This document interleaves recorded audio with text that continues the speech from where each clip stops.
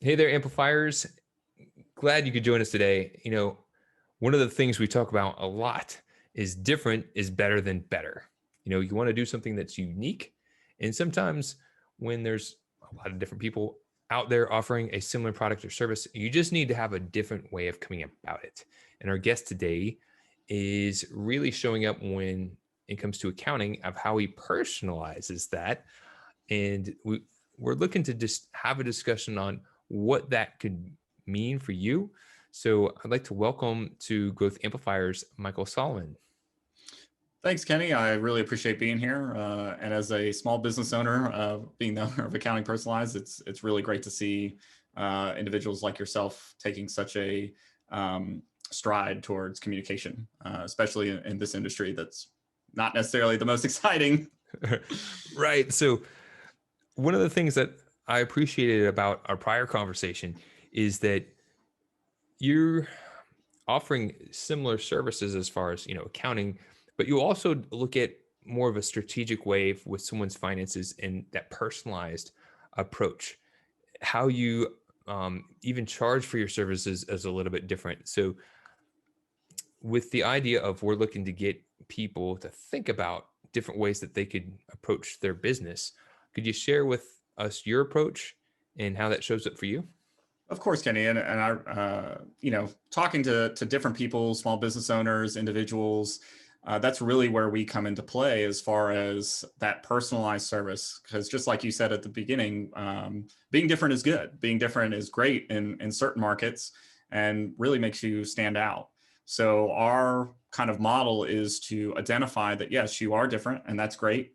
And we need to specialize our service and tailor it to whatever it is that you're doing. And we do that by starting out by talking about what your goals are, and then kind of implementing tax accounting your tax needs, your accounting needs, and highlighting those towards the main goal, and shuffling you with whatever idea that you have, whether that's a service or a product, and really delivering good advice over a period of long-term advising, whether that's periodically where you need to call me, or the odd just text out of the blue, like I had this idea. It's that availability and that level of communication that makes my firm different, as well as identifies the difference in other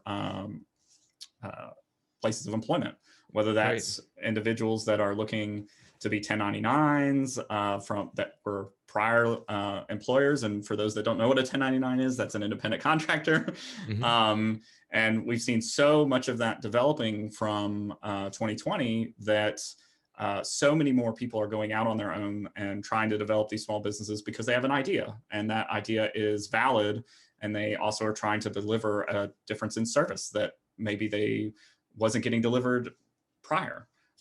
So it's been such a great experience. I know not for many in 2020, but getting to bring people into the world of accounting and how accounting can really help you with your ideas.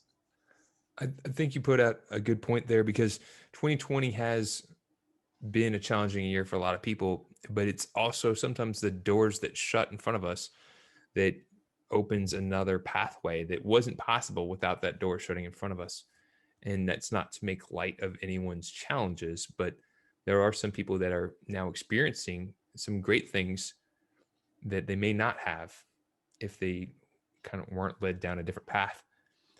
And you reminded me of Subway a little bit, like your way, right away. So people are going to have different needs.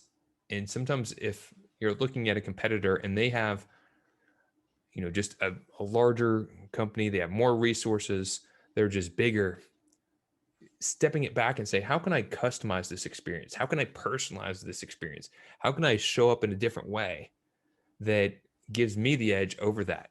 Because the smaller ships sometimes could navigate quicker and be able to do things differently than some of the larger conglomerates.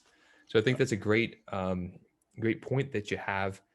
And as we're talking about 2020, what do you think's the biggest challenge that people are running into right now that maybe they could look a little bit ahead and avoid?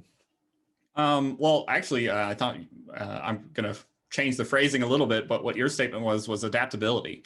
I mean, Hmm. it's 100% adaptability. I think if this pandemic has showed us anything, it's the level of, okay, I have to do business, right? I'm in business to do business. How are we going to find those new clients?